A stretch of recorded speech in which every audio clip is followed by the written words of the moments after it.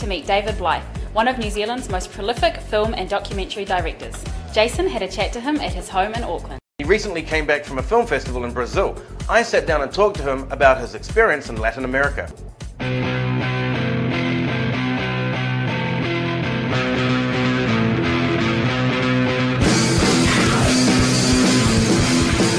Hi, it's David Blythe here. I'm a film director. Recently I was invited to go to a film festival in Brazil, in Porto Alegre. Fantaspoa is a film festival that encompasses horror and fantastic fantasy type films. And there are festivals all around the world that cater to those particular genres. And this was like the third one I've been to. They showed 4 of my films. 2 of the early ones, Angel Mine and Death Warmed Up, and the 2 most recent ones, Bound for Pleasure and Transfigured Nights. The audience really loved Angel Mine and Transfigured Nights, and it's amazing the feedback I got for those films, which had a 30-year span between them. Angel Mine was an adult strength pill for couples with marital problems, and this was something from the film 30 years ago, and of course since then we've had Viagra, and so it's quite entertaining that, that I sort of predicted that there would be that kind of product turn up. Angel Mine was made on a really low budget, and it was the very first New Zealand Film Commission funded film ever. So it's kind of unique in its historical aspect, but it's also interesting that in the last couple of years it's been at a Polish film festival, and in a few weeks it's actually featuring as one of 5 cinematic New Zealand film gems at the Hamburg Film Festival.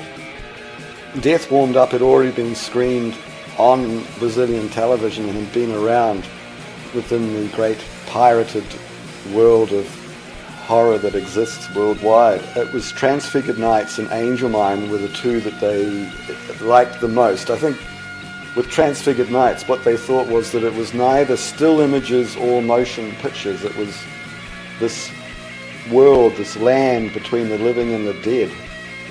And I think they were quite interested in that element. I think there's a lot of potential for cooperation and for films to be made actually in South America. Because what's interesting about South America is it's always had a filmic relationship with Hollywood. All the studios have always had a South American arm, so to speak. And Brazil's a very big market. It's 180 million people. And a lot of those people are under 30. I met a producer at the festival from Argentina, from Buenos Aires, Hernan, and I'm actually talking to him currently about a project to be shot there in Buenos Aires. And of course the great thing is that you can use that film to get back into America, because that's who they're sort of making films for. Brazil also has its famous horror film series, the Coffin Joe series. Their cinema is, there's many different levels to it, but I love the sort of the fantasticness and the earthiness, the mixture, if you like. Also, one of my great masters that I've always respected is Jodorowsky, who actually was from Chile, but made many films in South America. And also my other great cinematic hero, Luis Buñuel, Spanish director, but in fact made many films in Mexico. Some of the people I'm interested in have a South American connection, if you like. We're in such a small little place here in New Zealand that when you go somewhere else, they've got no idea of our little perspective, and they're actually fascinated by the material that I brought to Brazil. And you get a lot more positive feedback, and I got, it was an incredible buzz to be there because I just got so much positivity. I think there's a lot more for New Zealand filmmakers to be had from the South American market. It's got a lot of potential for New Zealand.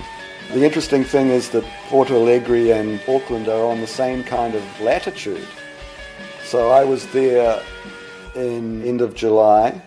I was amazed at the variety of food that was available to eat, and everything was done in a very European way, including desserts. There'd be creme brulees and all this amazing food. So the whole eating and the barbecue was just extraordinary. I just loved the barbecue. Porto Alegre was also interesting in that it's not a tourist city yet, like Rio de Janeiro and Sao Paulo. You know, I was really excited to go to Brazil. I just found the hospitality was extraordinary and the culture is just absolutely vibrant. I believe that there's a huge potential for New Zealand and Brazil to do a lot more, not only culturally, but business-wise and film-wise.